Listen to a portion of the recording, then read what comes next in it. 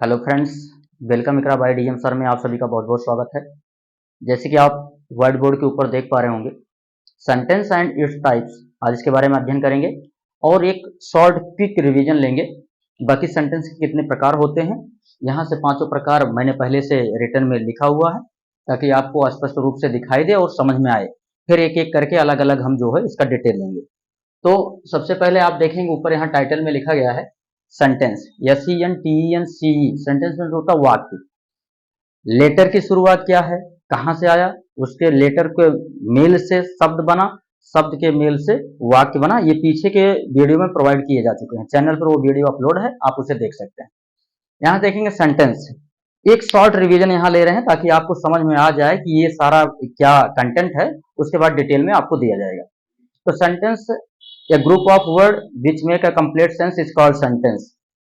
Sentence जो है वाक्य, वह शब्दों का एक ऐसा समूह है जिसके मेल से एक कंप्लीट सेंस निकलता है, अर्थ निकलता है, वह आपका वाक्य कहलाता है। इसके टाइप्स की बात कर लेते हैं तो यह 5 प्रकार का होता है, यहाँ पे लिखा गया 5 types.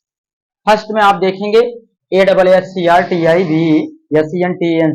Assertive sentence. What is the assertive sentence? Hindi आप देखें साधारण वाक्य, ऐसे वाक्य जिसको हम सीधे सीधे अपनी बात को कन्विंस कर पाए, साधारण शब्दों में बात को व्यक्त कर पाए, असर्टिव सेंटेंस कहलाता है। इसके 2 टाइप्स होते हैं। फर्स्ट होता है आपका, यहां से देखें, अफर्मेटिव, जिसकी हिंदी होती है स्वीकारात्मक। What is the affirmative sentence या स्वीकारात्मक वाक्य हिंदी में किसे कहते हैं? ऐसे वाक्य जिनको हम अफर्मेटिव सेंटेंस यानी जिनको हम साधारण शब्दों में स्वीकार के रूप में व्यक्त कर सकते हैं, वह आपका अफर्मेटिव हो जाता है। सेकंड आपका है निगेटिव सेंटेंस, यहां से देख लें, यानी GATIVN नकारात्मक वाक्य। ऐसे वाक्य जिनमें हम किसी बात को इनकार देते हैं, वह निगेटिव सेंस कहलाता है आपका, या निगेटिव सेंटेंस कहलाता है। फिर से आप देखें, अफर्मेटिव वह होता है जिसमें किसी बात को स्वीकारा जाता है। निगेटिव सेंटेंस आपका होता है जिसमें किसी बात को इनकारा जाता है। ठीक, नेक्स्ट में आपका है, यहां से आप देखें, फर्स्ट आपका हो गया असर्टिव, दूसरा है इंटेरोगेटिव। इसके प्रोनाउंसिएशंस में कभी कभी प्रॉब्लम आ जाती है, इंट्रो लोग कह देते हैं, वह इंट्रो नहीं है, इंट्रो में INTRO होता है। इंट्रो, ये आपका इंट्रो है, जिससे इंट्रोडक्शन हो गया, इंट्रोडक्टरी हो गया, ये अलग है। तो ये आपका इंटेरोगेटिव है, INTERROGATIVSENTENCE से प्रश्न सूचक वाक्य। ऐसे वाक्य जिनसे प्रश्न की सूचना मिलती है, या simply you can say that, ऐसे वाक्य जिनसे प्रश्न पूछे जाने का बोध होता है, वह आपका इंटेरोगेटिव सेंटेंस कहलाता है, यानी प्रश्न सूचक वाक्य कहलाता है। इसके भी 2 प्रकार हैं।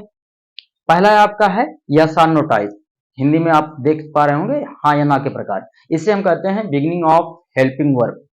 ऐसे वाक्य जिनकी शुरुआत जो है वह प्राइमरी हेल्पिंग वर्ब से होती है या मॉडल हेल्पिंग वर्ब से होती है, उसे हम आप यस और नो टाइप कहते हैं।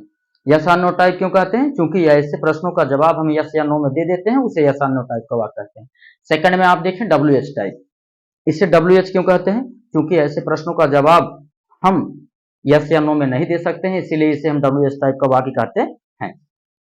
ऐसे वाक्यों में प्रथम 2 अक्षर WH होता है, जैसे व्हाट हो गया, वाई हो गया, वेन हो गया, वेयर हो गया, हु हो गया।